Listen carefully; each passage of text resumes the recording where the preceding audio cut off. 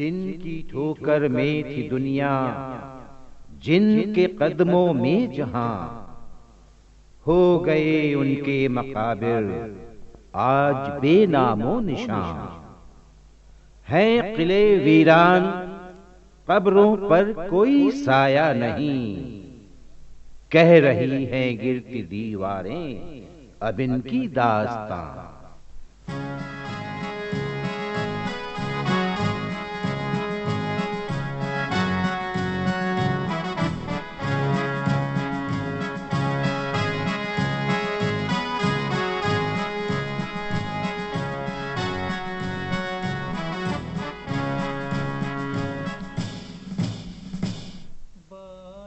से मिलन होगा, है शर्माने के दिन आए, है मारेंगे मारेंगे मारेंगे नजर सैया,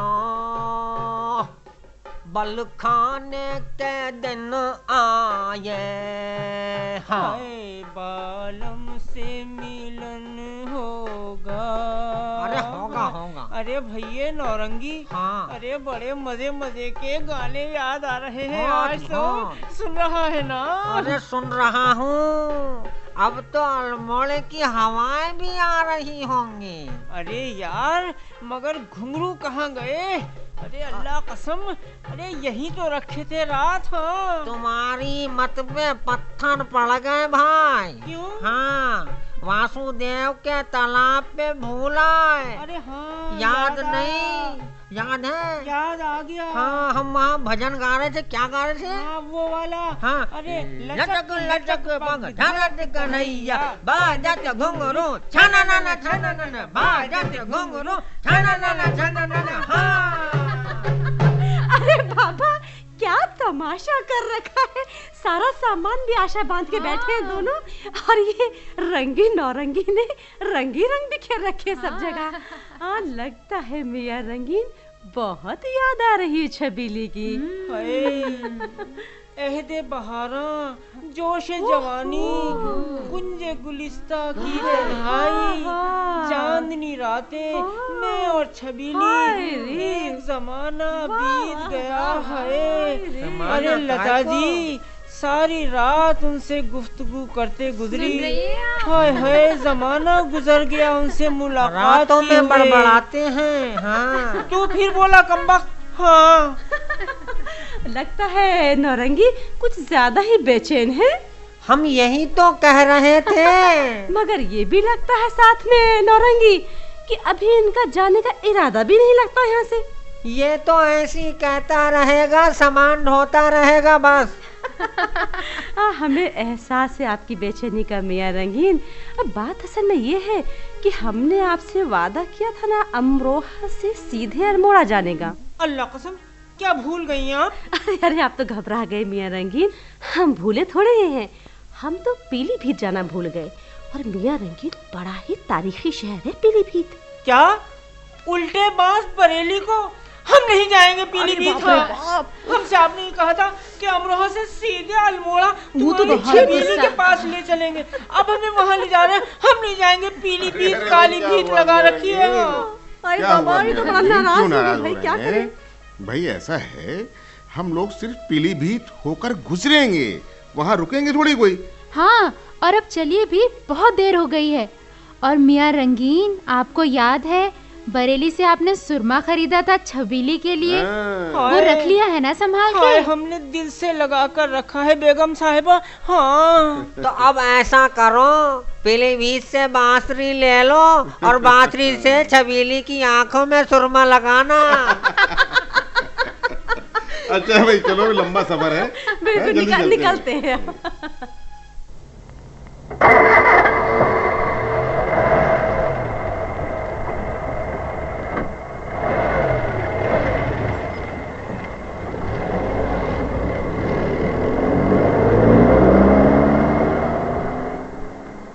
हाँ देखो आशा, इस वक्त जिस इलाके से हम गुजर रहे हैं ना, ये नवाब दूधे खां का इलाका था।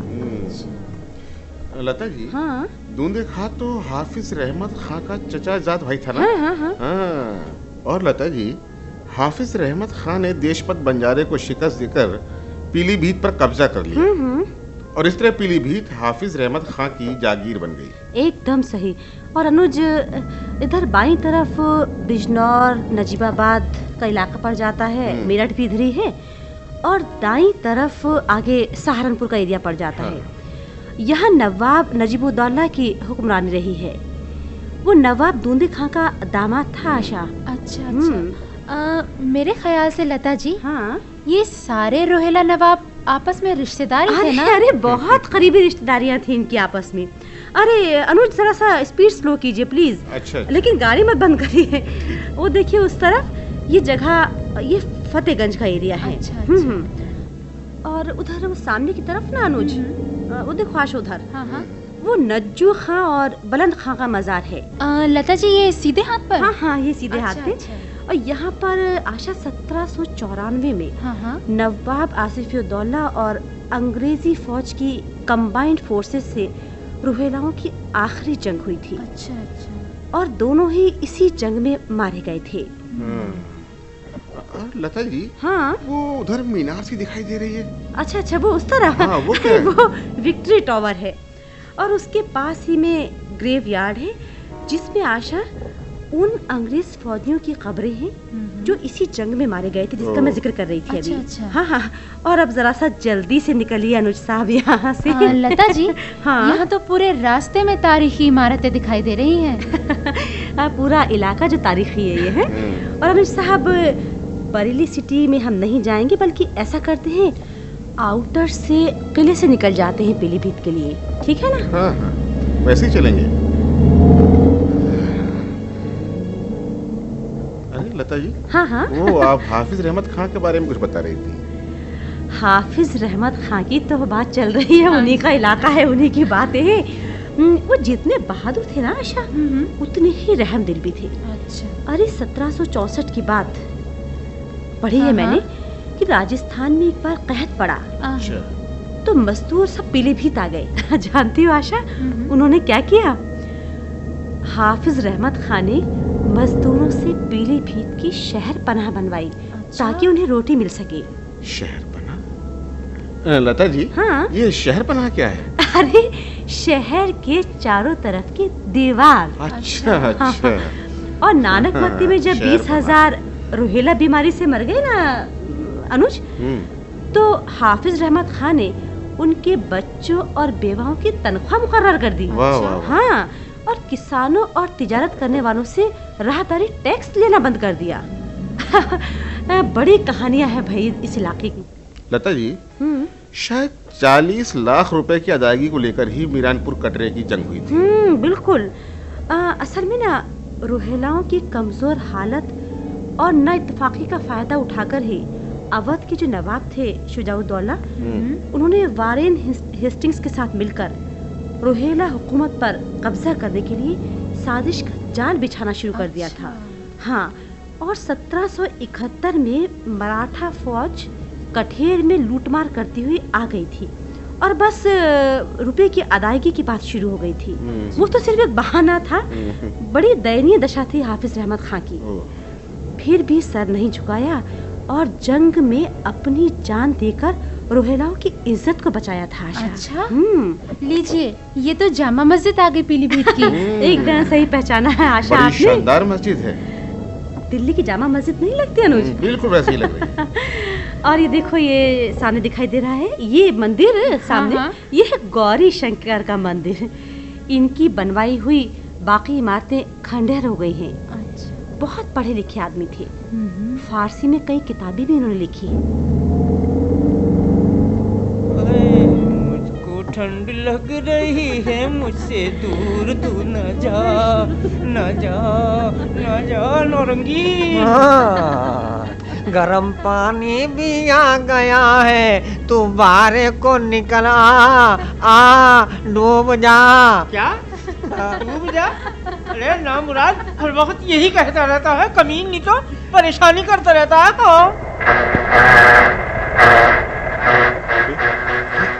ये क्या हो रहा है?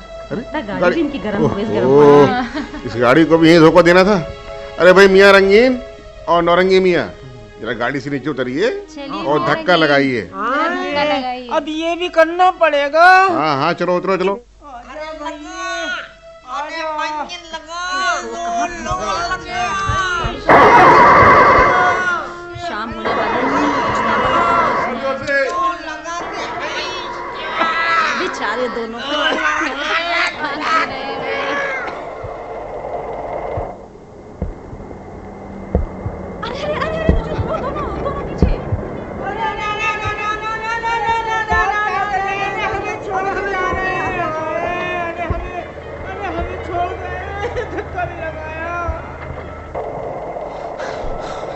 अरे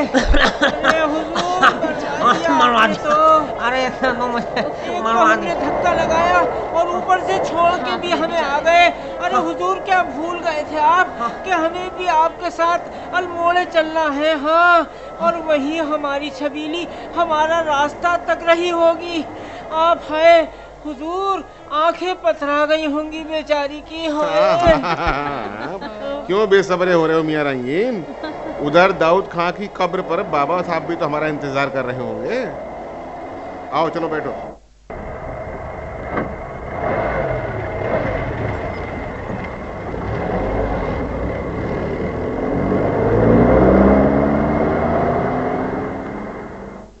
अरे क्या मुसीबत है, अब ये कंधे पे झोले में क्या भरा है रंगीन?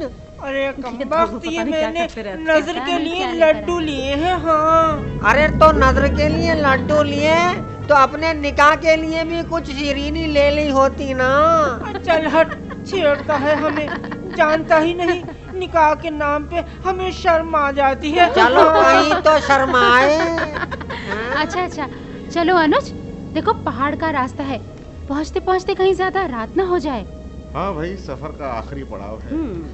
जहाँ से शुरू किया था सफर भी वही खत्म करना है। लो आशा, वही बातों ही बातों में अल्मोड़ा तो पहुंची गए। शुक्र है भगवान का, पहुंचे तो सही। क्यों रंगीन में आ गया आपका अल्मोड़ा? खुश है ना? मैं बहुत खुश हूँ हुजूर, मेरी छबेली का अल्मोड़ा आ गया। हाँ।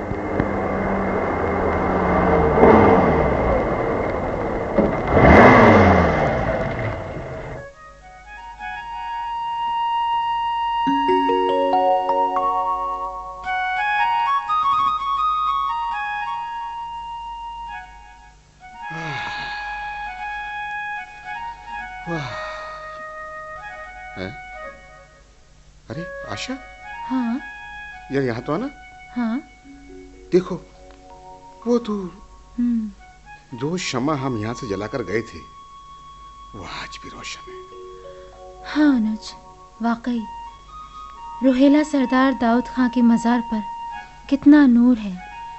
अच्छा, तो यहाँ है रोहेला सरदार दाऊद खां की मजार। हाँ लता जी।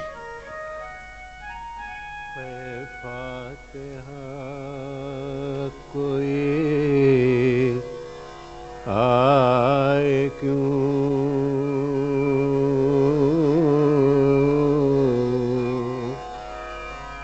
कोई चार फूल चढ़ाए क्यों। अरे अनुज, हाँ आशा। सुना तुमने? इस सन्नाटे में फिर वही आवाज। हाँ आशा, इतनी कशिश है। अनुज, वो देखो, वहाँ बाबा बैठे हुए हैं। अरे, ये तो कोई और भी है उनके साथ। हाँ लगता तो है, आज बाबा अकेले नहीं है। हुजूर, हमने कहा था ना हमारी छबीली राह तक रही होगी हमारे। देखा आपने बेचारे। कौन? आशा, अनुज। अरे मियाँ रंगीन, बाबा ने हमें पहचान लिया। आ गए वापस। और ये सिस्किया? हाँ, ये तो रो रही है। हुजूर, हमारी छबीली रो रही है हुजूर। रंगीन, रंगीन तू आ गया। अल्लाह कसम, हम आ गए छबीली। गए। रंगी, मेरे रंगी, तू कहाँ चला गया था? और छबीली को छोड़कर।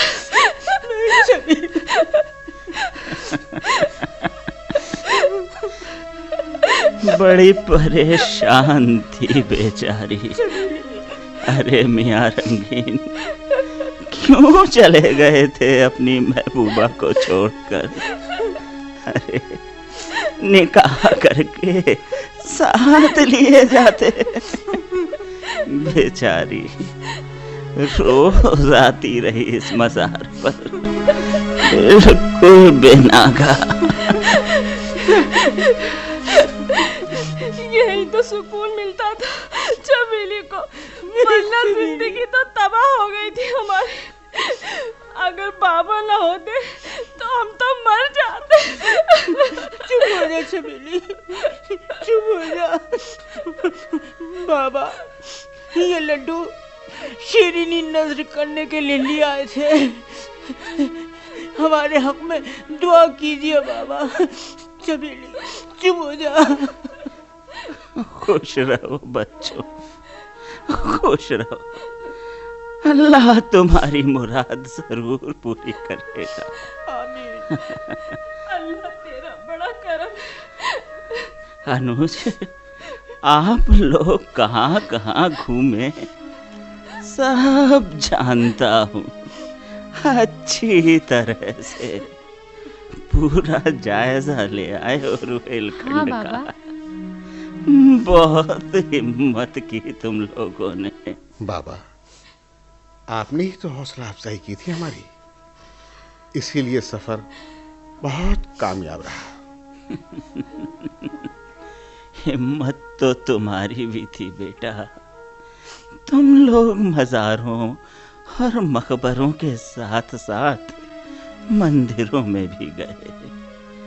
मौजूदा और आने वाली नस्लों के लिए एक मिसाल कायम की है तुम लोगों ने। बाबा, मैं लता, मेरी भी खुश नसीबी है जो यहाँ तक मैं आ पाई। इस मज़ार पर आना ही बाइसे फख्र है मेरे लिए। खुश रहो बिटिया, खुश रहो। क्या नाम बताया तुमने? बाबा, लता नाम है मेरा। और बाबा, रुहेलखंड का इलाका घूमकर वाकई लगा मानो तारीख के सफ़ात हमारे सामने खुले पड़े हों। दिलचस्पी रखती हो तारीख में, ध्यान से सुनना इस आवाज को।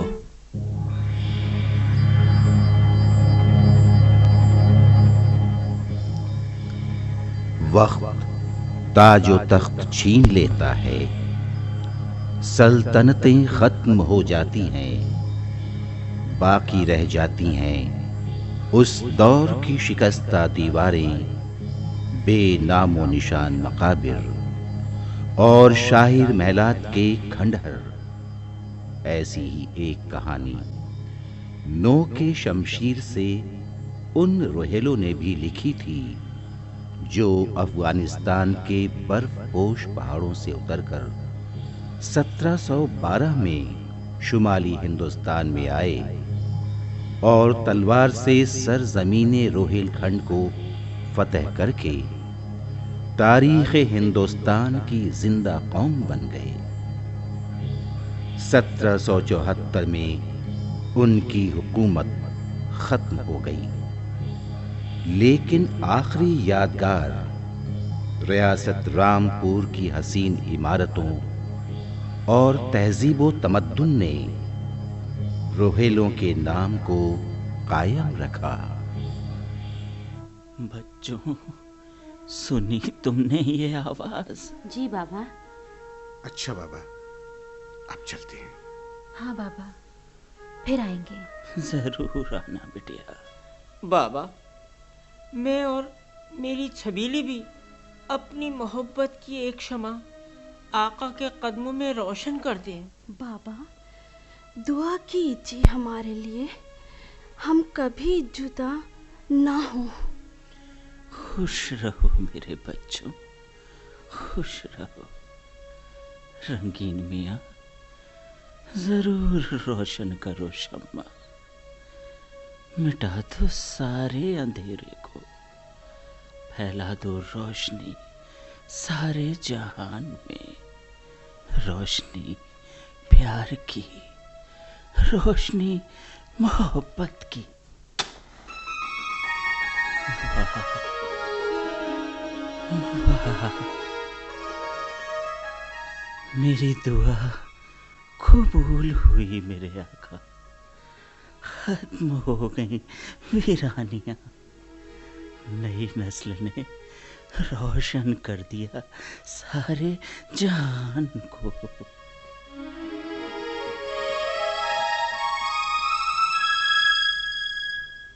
जलती रहे ये शम्मे वफा अब तमाम उम्र, रोशन रहे चराग़ मोहब्बत से ये जहां।